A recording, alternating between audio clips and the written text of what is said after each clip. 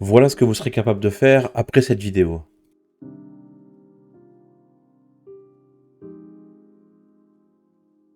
Sympa, n'est-ce pas?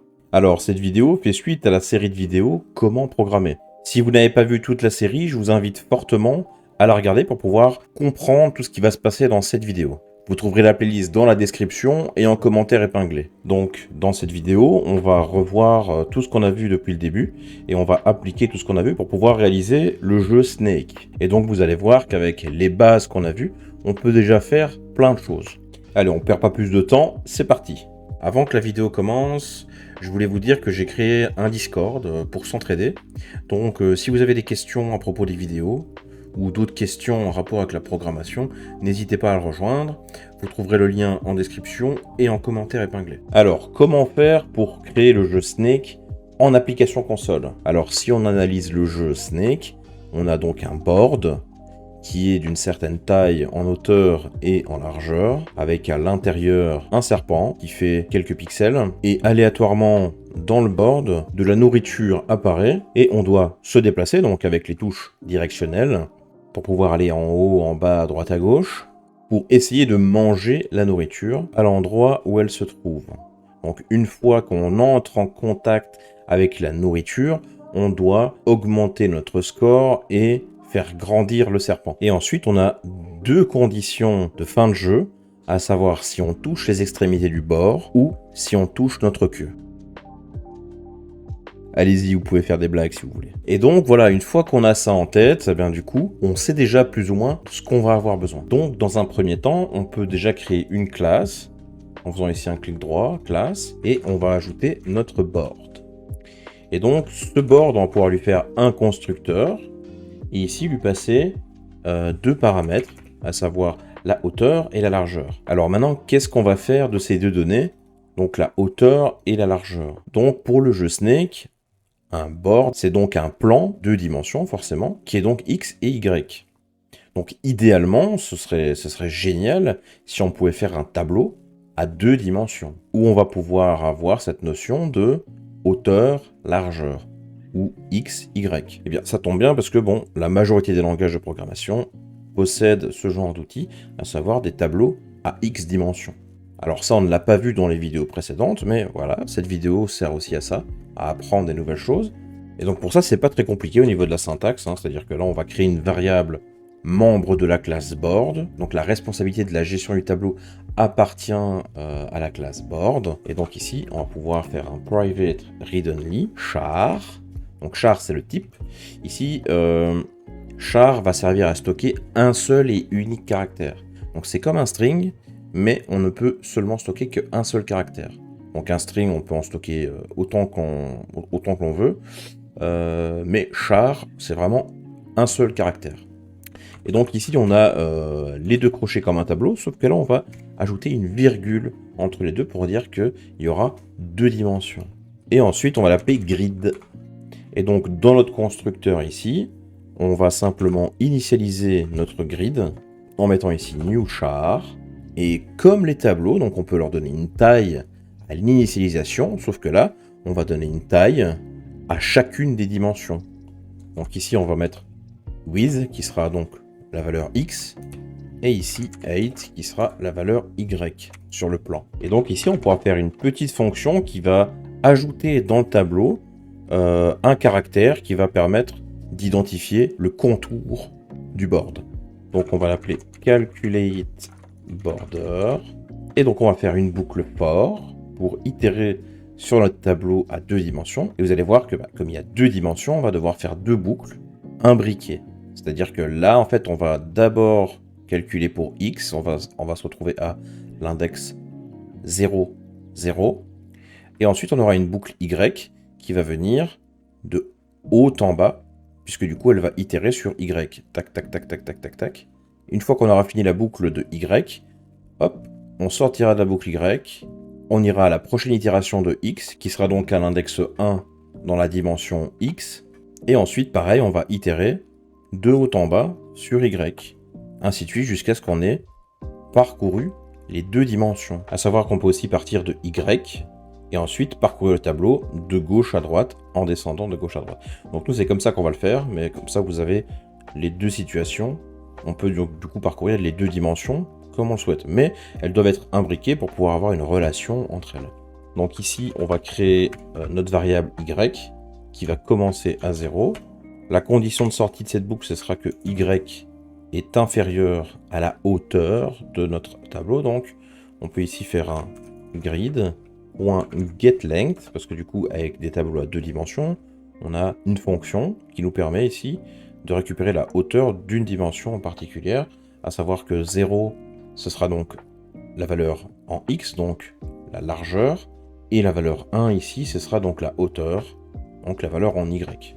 Donc ici, dans notre cas, ce sera 1. Et ensuite, on incrémentera y++. Alors, étant donné que par la suite, on va avoir besoin de pas mal utiliser ici grid.getLength en mettant les dimensions en question, ce qu'on va faire, c'est qu'on va créer deux propriétés qui seront donc hauteur et largeur. Donc ici 8 et ici width. Alors, ce seront des propriétés en lecture seule qui vont nous renvoyer directement par un grid.getLength. Pour la hauteur, ce sera donc 1.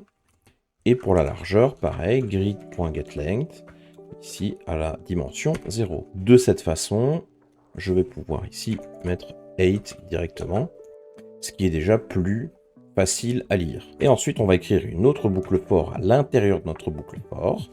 Cette fois-ci, ici, ce sera donc une variable qu'on va appeler x, qui sera aussi égale à 0. La condition de sortie, ce sera tant que x est inférieur à la largeur, alors x++. Ensuite, on va conditionner, à savoir que si y égale 0, alors on affichera un caractère qui délimitera le bord de la map. Donc, en gros, si y est égal à 0, donc première itération, il sera ici égal à 0. On va arriver dans le x qui sera égal à 0, donc on sera à l'index 0, 0, donc en haut à gauche de la map. Et on va itérer comme ça, en avançant, parce que là on sera encore dans la boucle for y. On va d'abord terminer le parcours de cette boucle-là, donc on ira à l'index 0, 0, 0, 1, 0, 2, 0, 3, 0, 4, 0, 5, etc., etc. Et donc si y est égal à 0, ça veut dire qu'on doit ajouter un caractère qui délimite le board. Si y égale à 0, mais il y a d'autres situations, à savoir où y égale 8 moins 1. Donc en gros, c'est quand il sera tout en bas, il faudra aussi délimiter en bas. Mais c'est pas fini. C'est dans le cas aussi où x égale à 0. Et enfin, où x égale à la largeur moins 1. Et alors, dans cette condition-là, on viendra ajouter dans le grid, à l'index x, y, le caractère hashtag. Attention que quand on est typé en char, on ne peut pas mettre ici double cote, c'est-à-dire on ne peut pas mettre ceci. Ça ne marchera pas parce que là c'est un string. Pour un seul caractère, c'est des simples cotes. Et ici on peut mettre n'importe quel caractère, mais limité à 1. C'est-à-dire que là, si je veux rajouter autre chose, on me dira que c'est pas correct. Voilà, donc là on a calculé nos bords, donc ça veut dire qu'on a ajouté là où il fallait dans notre tableau le caractère de délimitation du board. Maintenant, on va faire une fonction draw qui sera publique. On va devoir l'appeler depuis l'extérieur. Et ici, draw, tout ce qu'il va faire, c'est parcourir le tableau dans les deux dimensions et afficher à la console le contenu du tableau. Donc ici, var y égale à 0. Tant que y est inférieur à 8, y++. Et on fait pareil pour x. X égale 0. Tant que x est inférieur à la largeur, x++. Et là, du coup, dans la console, on va faire un set cursor position en mettant ici x, y. Donc là, ça va servir en fait à mettre le curseur au bon endroit et le faire avancer au bon endroit pour pouvoir afficher ensuite, juste après, en mettant un console.write. Console.write et pas writeLine parce que le writeLine écrit et ensuite il passe à la ligne qui fait un retour chariot. Nous ici, on veut écrire l'un à la suite de l'autre. Donc on fait juste un write. Et on va write quoi? Et bien du coup, ce qui se trouve dans grid à l'index x, y. Et là, on peut déjà tester pour voir ce qui va se passer. Donc dans notre programme, ici, on va faire un var board égale new board. Alors là, on doit lui donner une hauteur et une largeur. Et donc, on va lui mettre une hauteur de 20 et une largeur de 20. Et ensuite, on va appeler notre fonction draw.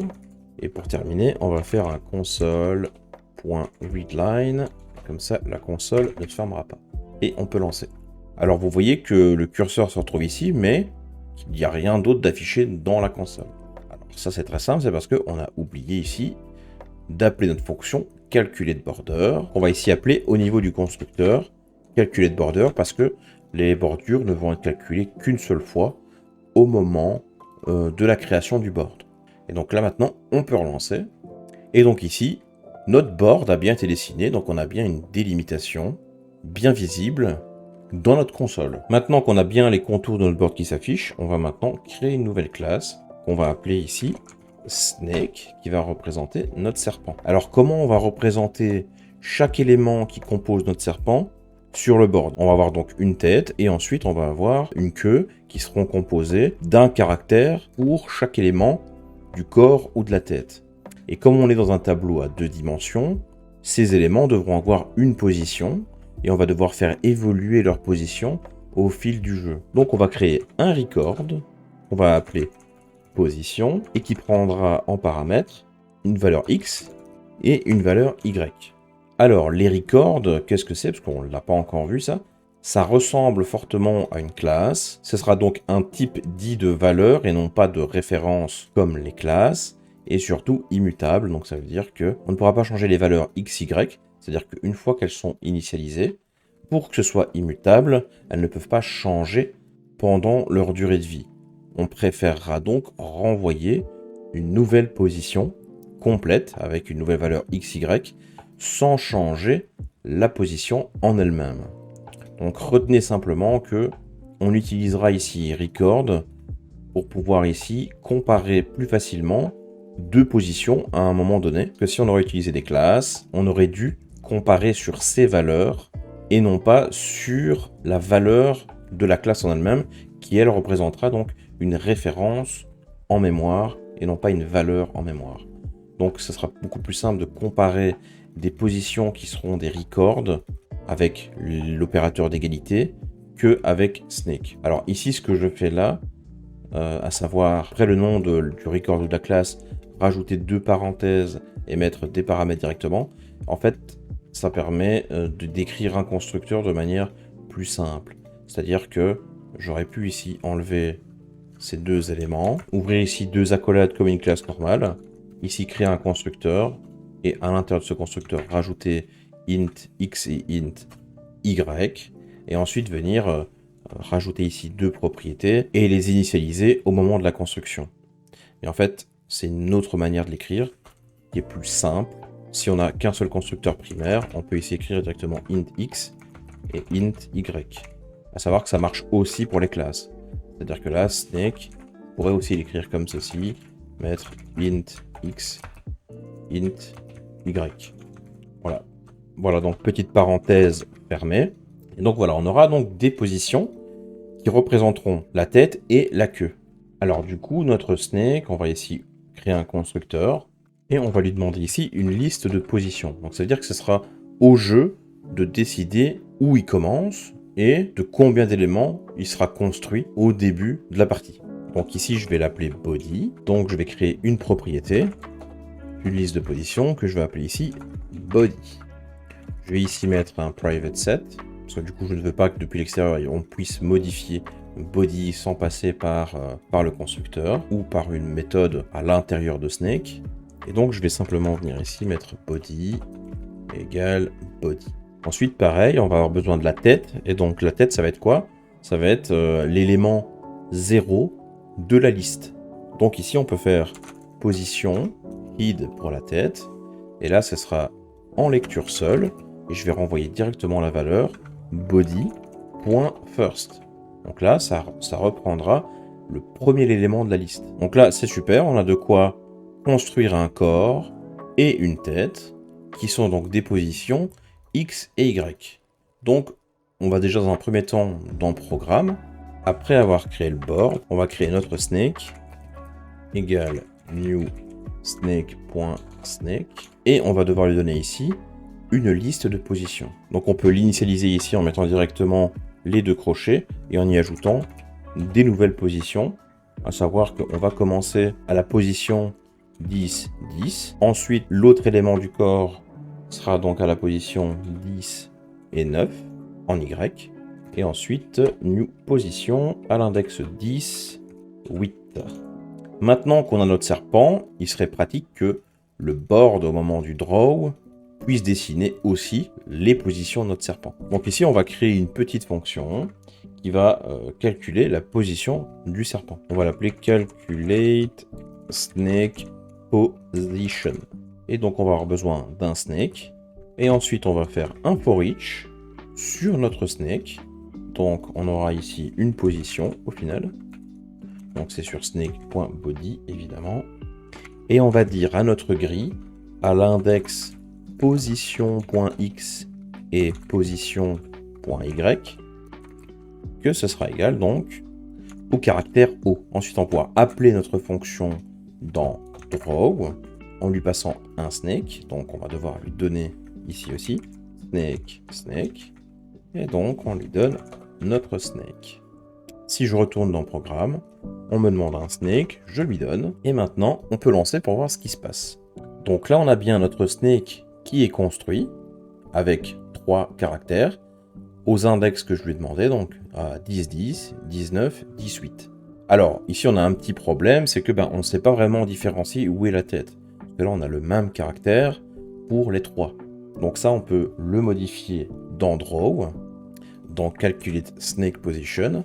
Ici, on va pouvoir faire une petite condition avec une ternaire. Donc, c'est comme un if, mais écrit sur une ligne. À savoir ici, on fait position égale. Donc, si la position est égale à snake.head, donc là, on compare au final 2 positions, comme je vous avais expliqué. Étant donné que ce sont des records, on peut directement les comparer sur leurs valeurs parce que ce sont des types valeurs. Et donc, on peut directement appliquer l'opérateur d'égalité. Et donc, ce seront leurs valeurs qui seront calculées et non pas leurs références. Et donc, dans le cas où la position est égale à la tête, alors à ce moment-là, on affichera un O majuscule. Sinon, on affichera un O minuscule. Et donc, si je lance le petit programme, et donc on voit bien que la tête ici est vers le bas. Donc on a la tête ici, et les 2 autres éléments font partie du corps. Donc maintenant c'est bien, on dessine du coup le contour de notre board, on dessine notre snake. Maintenant, ce serait bien de le faire bouger, et lui donner une direction dans laquelle bouger. C'est-à-dire que si on appuie sur la flèche de droite, on voudrait bien le faire aller à droite. Si on appuie sur la flèche du bas, on voudrait bien le faire aller en bas. Mais on a quand même une règle à respecter, c'est que si le serpent se dirige vers le bas, on ne peut pas le faire aller directement vers le haut. On devra le faire aller vers la droite ou vers la gauche, et ensuite vers le haut ou vers le bas. Pareil, s'il va vers la droite, on ne pourra pas le faire aller directement vers la gauche. On devra passer par une direction intermédiaire pour pouvoir aller dans la direction opposée. Donc, dans un premier temps, on va créer une petite énumération au niveau du snake et elle aura plusieurs valeurs, donc up, down, left et right. Et donc maintenant à l'intérieur de notre snake, on va calculer maintenant sa nouvelle position en fonction de la direction où l'on souhaite aller. Donc ici on va faire une fonction void, on va appeler ici move et qui va prendre en paramètre une direction. Alors on va avoir besoin de retenir la direction actuelle, avec ici une propriété qu'on va mettre en private set, qui sera de type direction, et qu'on nommera ici current direction. On va ici la mettre en nullable, parce que si je ne mettrais pas en nullable, en fait ici, ça nous mettrait la valeur par défaut qui est up. Or, je ne veux pas forcément que le début du jeu commence avec une direction qui va donc vers le haut. Donc, première chose qu'on va faire, c'est retenir la direction dans laquelle on veut aller. Ensuite, dans Body, je vais devoir faire un insert. Donc, insert, c'est une petite fonction qui va nous dire à un certain index, rajoute une certaine position. Parce qu'au final, si je vais dans la direction right, par exemple, donc mon snake se dirige dans cette direction, et qu'ensuite je veux me diriger vers le haut, je veux ajouter dans body, à l'index de la tête, un nouvel élément, mais qui sera dans une autre position. Et ensuite, je supprimerai le dernier élément du tableau. Comme ça, au final, je vais venir rajouter une tête dans la direction que je souhaite aller, supprimer le dernier élément, et ainsi de suite. Comme ça créera un mouvement dans la direction vers laquelle je souhaite aller. Donc, pour récupérer l'index de la position de la tête, on va ici récupérer dans body.indexOf, donc c'est une autre petite fonction sur les listes, indexOf, qui permet de récupérer l'index en fonction d'un élément du tableau, à savoir qu'ici on l'a puisque c'est read. Et enfin ici, je vais devoir lui donner une nouvelle position. Et là, il va falloir qu'on la calcule. Et pour ça, on va créer une autre petite fonction qui sera ici private, parce qu'on va l'utiliser seulement que dans move, qui va retourner une nouvelle position. On va appeler ici calculate new position. Ce calculate new position va avoir besoin d'une direction. On pourra mettre ici nullable aussi. Et là, on va pouvoir faire un switch simplement sur direction. Et donc, dans le cas où c'est direction.up, alors on va faire un return de new position en prenant la tête.x. Donc ça sera la position en x de la nouvelle position de la tête. C'est-à-dire que là, si je vais vers le haut, je reste sur x qui ne bouge pas. Donc l'index x qui ne bougera pas, mais l'index y, donc id.y, moins 1. Parce que oui, comme on commence à 0 en haut, on commence du haut, donc c'est à 0, 0. Donc si je fais plus 1, je descends. Si je fais moins 1, je monte, puisque je me rapproche de 0. Ensuite, dans le cas où je me dirige vers le bas, et bien du coup, j'aurai presque la même chose, à la différence où ici, ce sera pas moins 1, mais plus 1. Ensuite, dans le cas où j'irai à gauche, je vais faire un return, le new position, où là, ce sera l'index x qui va bouger, donc x, moins 1. Et en y, on ne bougera pas, id.y. Et enfin, dans le cas où on ira à droite, eh bien, ça sera quasiment la même chose, sauf qu'ici, on fera un plus 1. Et si la direction est autre chose que ça, par exemple nul, alors default, on retournera la tête, tout simplement. Ça veut dire que là, on ne bouge pas. Alors, il y a une autre manière d'écrire des switches qui font que des returns, parce que du coup, on return dans tous les cas. Donc, on peut l'écrire d'une différente manière, qui est donc le switch expression. Et donc, on peut faire un return directement de direction switch, et ensuite, on peut l'écrire comme ça, c'est-à-dire up, petite flèche, donc un return, new position, down, on return, new position, etc., etc. Et donc, le petit underscore ici, c'est le default. Donc, moi, je préfère évidemment l'écrire de cette manière-là, ça me paraît plus clair, plus lisible. Et donc, du coup, maintenant, on va pouvoir prendre notre fonction calculate new position et venir ici, au niveau de l'insert, appeler notre fonction en lui passant la direction qu'on reçoit à ce niveau-là. Ensuite, une fois qu'on a insert, on va devoir faire un body.removeAt. Et donc là, on nous demande un index. Et l'index, ça va être body.count moins 1. Donc, comme on l'avait vu, le count ou le length, donc le count des listes ou le length des tableaux, renvoie ici le nombre total d'éléments.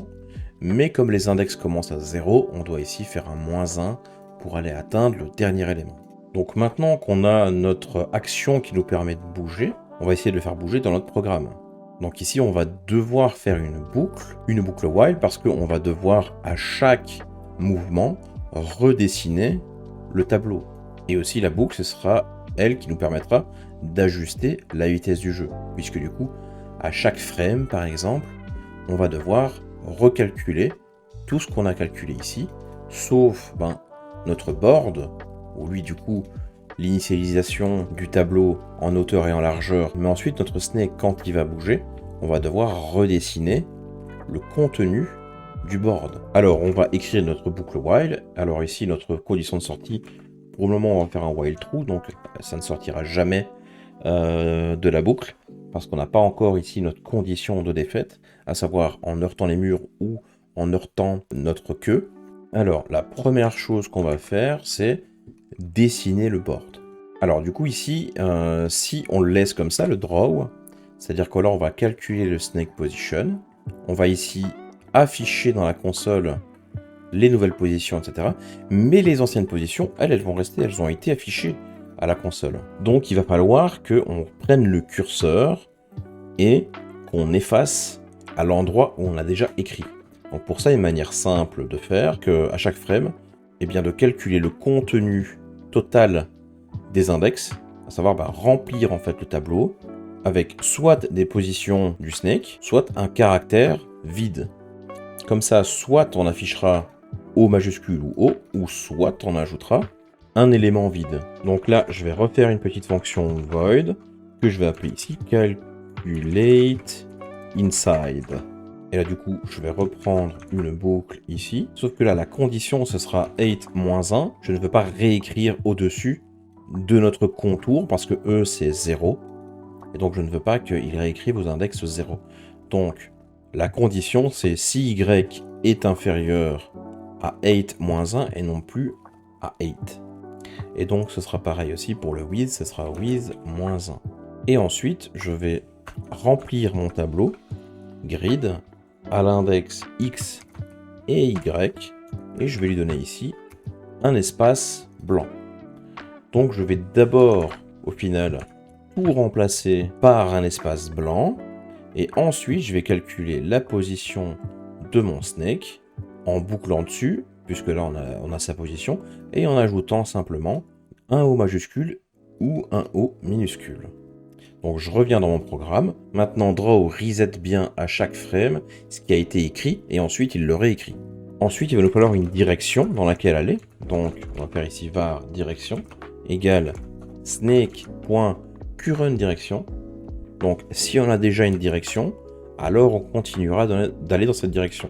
C'est-à-dire que si on n'appuie pas sur les flèches, eh bien on continue d'aller dans la direction en cours. Donc si je vais à droite, il faut que mon serpent continue d'aller dans la direction vers la droite.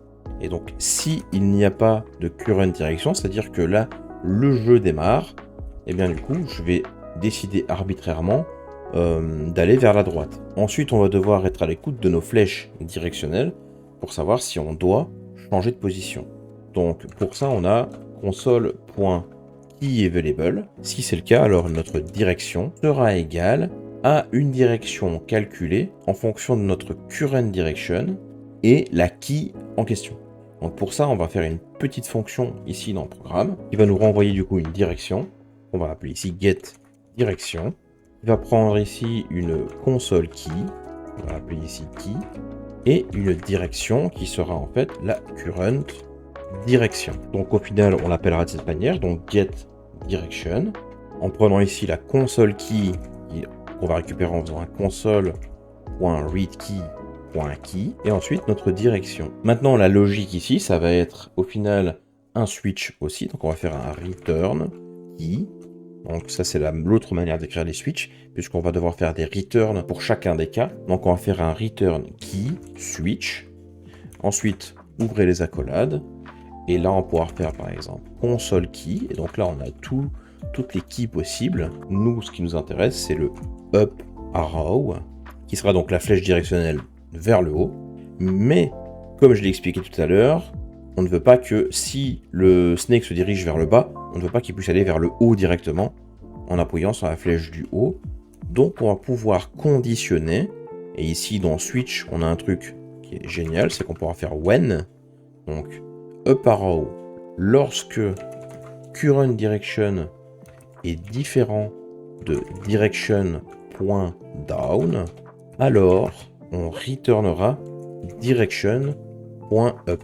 Et c'est la seule condition au préalable pour pouvoir retourner up, qu'il ne soit pas en train de descendre. Ensuite, on va s'occuper de console key down arrow.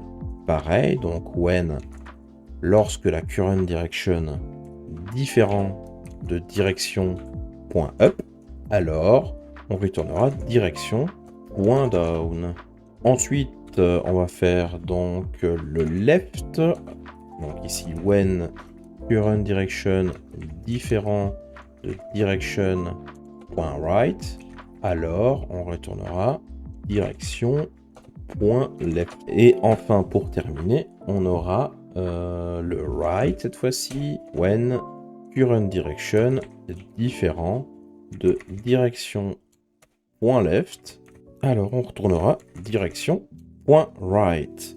Et si on n'a rien de tout ça, alors on renverra la current direction. Donc là, au final, on calcule notre direction courante, à savoir qu'on récupère la current direction du snake. Si current direction est vide, alors on ira dans la direction right. Donc ce petit opérateur 2 points d'interrogation, ça nous permet de dire prends le premier élément non nul. C'est-à-dire qu'il va comparer d'abord à gauche. Est-ce que current direction est nul? Oui. Alors je prends right. Est-ce qu'il est nul? Non. Alors je prends current direction. Donc ça s'appelle le coalesce operator. Ensuite, on a donc forcément une direction, mais ici on check, est-ce qu'on veut changer de direction? Est-ce qu'on a appuyé sur une touche? Alors oui, par exemple on a appuyé sur une touche, donc on calcule la nouvelle direction. Donc on donnera une nouvelle direction dans le cas où on a appuyé sur la touche up et que la current direction est différente de down, on renverra up, et ainsi de suite. Si on a appuyé sur une autre touche, et bien du coup on continuera dans la direction courante. On ne changera pas de direction. Et enfin, on va appeler ici snake.move, en lui donnant ici la nouvelle direction qu'on a calculée. Donc là maintenant, par curiosité, on va lancer notre programme et on va voir ce qui se passe. Voilà, donc là, ce que vous avez pu voir, si vous avez eu le temps de le voir, c'est qu'on a eu le snake qui est parti très très vite à droite. Le programme s'est fermé quasiment instantanément. Et ici, on a une exception qui nous dit index out of range exception. Alors, qu'est-ce qui s'est passé? Donc, c'est au niveau ici du draw qu'on a eu un problème de out of range exception.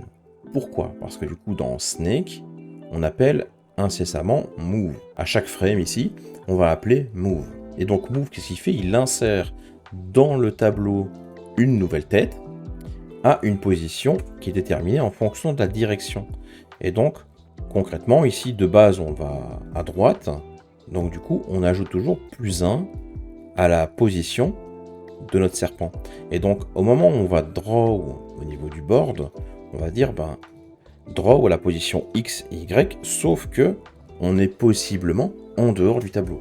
Parce que ici, la boucle, c'est une boucle while true qui n'a pas de condition de game over.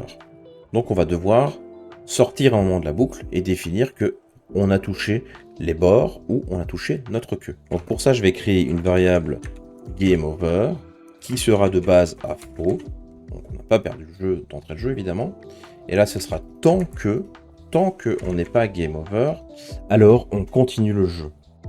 Donc une fois qu'on a bougé vers la direction, donc on n'a pas encore redessiné, on veut seulement bouger. Donc on fait le mouvement. Donc la première condition de sortie, on va la tester ici. C'est-à-dire que là, on se dirige vers la droite et on veut que lorsque je touche le bord droit, du coup, eh bien le jeu s'arrête, qu'on passe en game over true. Donc on va déjà gérer ce premier cas. Et pour ça, on va récupérer donc snake.hid. Donc à savoir que hid, toujours c'est une position. Donc si la position en X est supérieure ou égale à board.with -1, que là du coup on parle d'index ici, donc on doit toujours faire un -1, sinon on sera out of range, donc c'est la même chose que le length ou le count ici. Donc s'il est supérieur ou égal à board.with -1, donc en gros il se déplace, le bord est là, et donc la position en X, si elle est égale ou supérieure au bord, alors on passera game over à vrai. Alors on a vu ici que la boucle while, toutes les frames, elle mettait à jour le jeu, et donc ça va très vite, et on n'a pas le temps de jouer en fait. Donc du coup, il faut qu'on puisse avoir la main sur la vitesse du jeu. Et donc pour ça, on va créer une petite variable qu'on va appeler game speed, et qu'on va donner ici à 200 millisecondes. C'est-à-dire qu'il fera une pause dans le jeu de 200 millisecondes à chaque tour de boucle. Et pour ça, on fait un thread.sleep de GameSpeed. Alors, ne cherchez pas trop à comprendre exactement ce que ça fait thread.sleep. Sachez simplement que ça permet de bloquer le programme pendant un temps donné. Donc voyons voir si ça marche. Donc là, on peut voir que notre snake n'avance plus. Il est resté coincé auprès du bord. Donc, c'est correct. Mais ce qu'on va faire ici, c'est que si on sort de la boucle, pour le moment, ça ne va pas rester comme ça, mais pour être certain, on va faire un console.writeLine en mettant ici Game Over. Voilà, et ici on a bien donc Game Over. Alors, vous remarquerez ici que sur les bords gauche et droit, on n'a plus de caractères. Ça, c'est un petit bug donc qui est causé par notre draw, et plus particulièrement par la méthode CalculateInside, qui en fait ici, on initialise Y à 0 et X à 0, sauf que Y et X à 0, eh bien on a déjà notre petit hashtag ici. Donc on ne doit pas commencer à 0, mais on doit commencer à l'index 1, évidemment. Donc si maintenant on relance notre magnifique snake, et bien du coup là on a bien le contour, et on a notre game over quand on touche le côté droit. Maintenant il faut faire la même chose pour le côté gauche, le haut et le bas. Donc pour ça on va rajouter un ou, snake.head.x inférieur ou égal à 0, puisque du coup la valeur la plus petite en x et en y, eh bien c'est 0. Ensuite, ou que snake.head.y cette fois-ci, donc sur l'axe de la hauteur, s'il est supérieur ou égal à board.8 moins 1, ou que snake.head.y est inférieur ou égal à 0. Et dans ces conditions, game over sera vrai. Donc ici, on peut tester, voir déjà si nos flèches fonctionnent. C'est-à-dire que là, si je vais vers le bas, mon snake va vers le bas. Je vais vers la gauche, il va vers la gauche. Et donc, on peut aller tester si on vient toucher les bornes du haut, on est bien en game over. Si on touche les bornes basses, on est bien en game over. Et si on touche les bornes gauche, on est bien en game over. Donc ça, c'est parfait. Maintenant, on a délimité le terrain. On a notre snake qui est affiché, qui peut se déplacer en fonction d'une direction qu'on lui donne avec les flèches directionnelles. Et on a une fin de jeu lorsque l'on touche les bornes du board. Maintenant, ce qui nous manque, eh bien, c'est de faire apparaître de la nourriture aléatoirement à l'intérieur du board et venir détecter une collision au final avec la nourriture et rajouter un élément à notre serpent et accessoirement d'accélérer le jeu aussi. Donc c'est parti. Donc pour ça, on va créer une variable food qui sera égale à une new position. Et là, comment on va calculer la position? On va ici le faire de manière random. Donc on va créer ici une variable rand qui sera égale à un new random. Et donc food pour la position x, on va faire un rand.next qui sera compris entre la position 1 en x et la position du board.with moins 1. Et ici, pareil pour y, on va faire un rand.next qui sera compris entre 1 sur la position y et board.8 moins 1. Ensuite, dans la méthode draw, on va ici prendre une position qui sera ici food. Ici, après la fonction calculer snake position, on va ici faire un grid à la position food.x et la position food.y, on va lui donner la valeur x. Donc maintenant dans notre programme .cs, on va pouvoir ici lui donner notre food. Ensuite, une fois qu'on a calculé si on est en game over, si on n'est pas du coup en game over, on va faire ici un else if snake.head égale à food. Donc en gros, si la tête elle touche food, on va pouvoir ici appliquer une logique, par exemple d'incrémentation d'un score, et aussi faire disparaître notre food et le faire apparaître ailleurs. Donc dans un premier temps, on va dire que notre food est égal à une nouvelle position, et donc de la même manière que tout à l'heure, on peut reprendre exactement la même chose et le mettre ici. Et donc comme ici on a deux fois la même chose, on peut en faire une fonction. Donc je vais faire ici une fonction qui va me retourner une position, et je vais mettre ici get next food position, qui va ici encapsuler notre rand et qui va nous return une nouvelle position.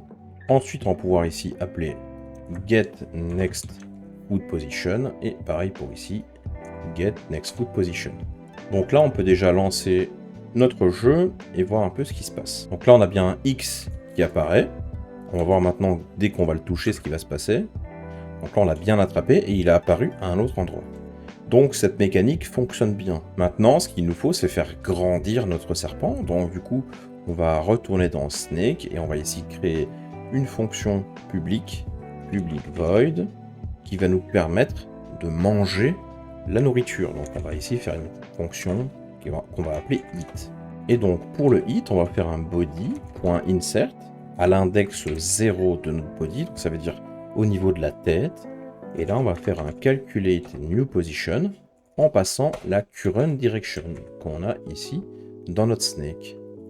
Comme ça, on remplace la tête par une nouvelle tête. Et comme à chaque tour de boucle, on redessine notre board, eh bien la tête, elle changera directement avec un O majuscule au lieu d'un O minuscule.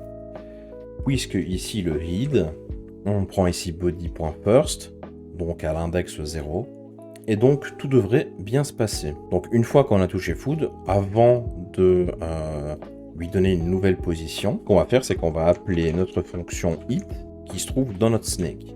Et maintenant on peut lancer, et notre snake maintenant devrait grandir. Donc ici on a bien gagné un élément. Là maintenant pareil, on a regagné un nouveau.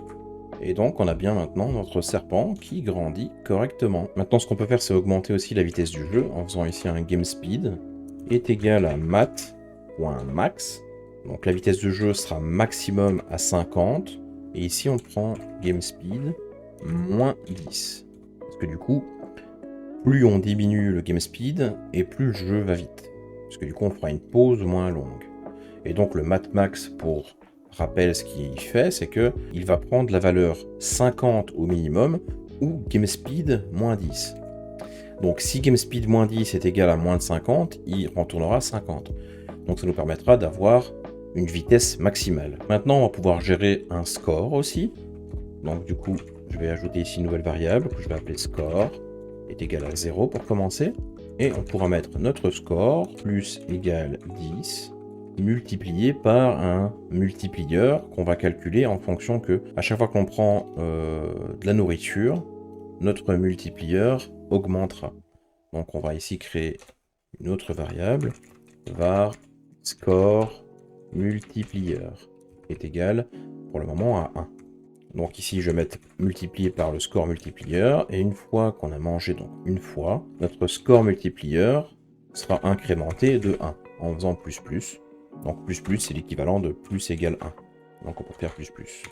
Et du coup, à chaque frame, il faudra qu'on réaffiche console.writeLine, du coup, notre score, score de points, et la variable score. Alors vous allez voir que pour l'écriture du score, on va avoir un petit souci. Il ne sera pas affiché au bon endroit. Vous voyez, score ici est affiché juste après notre board. Idéalement, j'aimerais bien qu'il s'écrive juste en dessous. Alors pour ça, pour être certain, on va reprendre le curseur et le mettre au bon endroit et venir faire un espace en dessous, donc venir faire un retour chariot pour pouvoir ici avoir un petit espace et avoir notre score qui s'écrit correctement. Alors pour ça, au niveau du board, au moment où j'affiche les éléments dans la console, une fois que j'aurai fini d'afficher tout mon board plus le contenu avec le serpent et avec la nourriture, et bien du coup je vais faire un console.set cursor position en mettant ici à with et 8. Comme ça, il sera tout en bas à droite. Et ensuite, je vais faire un console.writeLine pour faire un retour chariot. Et donc maintenant, si je lance le petit jeu, on a bien ici score qui se met bien en dessous ici avec un petit espacement. Donc maintenant, si je prends de la nourriture, mon score augmente correctement. Et donc ici, on va avoir le multiplieur qui s'est mis à jour, c'est-à-dire que là, on est passé de 10 à 30. Maintenant, on passe de 30 à 60, de 60 à 100, et de 100 à 150, etc. Donc, ça fonctionne très bien. Et on voit aussi que le jeu s'accélère de plus en plus. Alors, on a un dernier petit problème, c'est que lorsqu'on touche notre queue, eh bien, on n'a pas de game over. Vous voyez, je vais en prendre ici quelques-uns. Voilà, et là du coup, je vais toucher ma queue. Et vous voyez que je passe à travers, mais je n'ai pas de game over. Donc ça, on doit le gérer. Pour ça, on va retourner dans Programme. Et au niveau des conditions ici, on va rajouter une dernière condition qui va être snake.body.count. Donc ici, on va rechercher dans body si on a deux positions qui sont égales à celles de la tête. C'est-à-dire que si on a deux positions égales, ça veut dire qu'on a touché forcément un autre endroit de notre queue. Donc pour ça, dans count, donc ça va permettre de compter au final. Donc si je laisserai count comme ceci, il va compter tous les éléments qu'il y a à l'intérieur de body. Mais on peut lui donner aussi une condition en faisant ici x ou autre chose, c'est-à-dire que x représente la position. Si je vais l'appeler par exemple position. Donc à savoir que ça c'est une lambda, et ça on le verra plus tard dans le chapitre des delegates. Mais sachez simplement que count ici va parcourir au final les éléments de body et me fournir ici en callback une position sur laquelle je vais pouvoir conditionner quelque chose. Et donc il ne va que compter les éléments qui vont correspondre à cette condition que je vais lui passer là. Et donc au final ça va être snake.hid égal à la position. Et donc si le résultat de ce count est supérieur à 1, alors ça voudra dire qu'on a touché un élément de notre queue.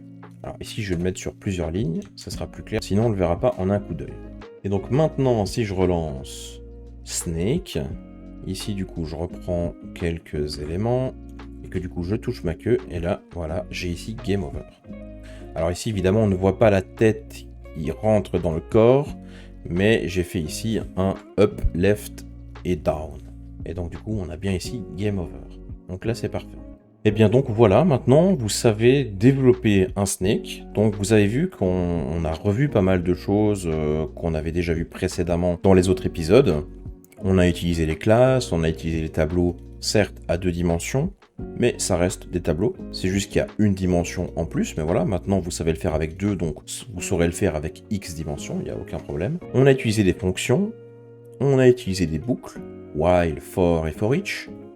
On a utilisé les conditions, et donc vous voyez qu'avec ces bases fondamentales de la programmation, on peut en fait faire tout ce qu'on veut. Donc pour vous illustrer ici, j'ai fait un petit snake, pour rendre un peu les choses ludiques. Mais maintenant, seule votre imagination est limitante. Vous pouvez faire absolument tout ce que vous voulez avec les bases qu'on a vues ensemble. Donc si la vidéo vous a plu, vraiment, je vous invite à liker la vidéo, à la partager et surtout commenter. Rejoignez aussi le serveur Discord, ça me ferait énormément plaisir. Et moi je vous dis à la prochaine pour la suite.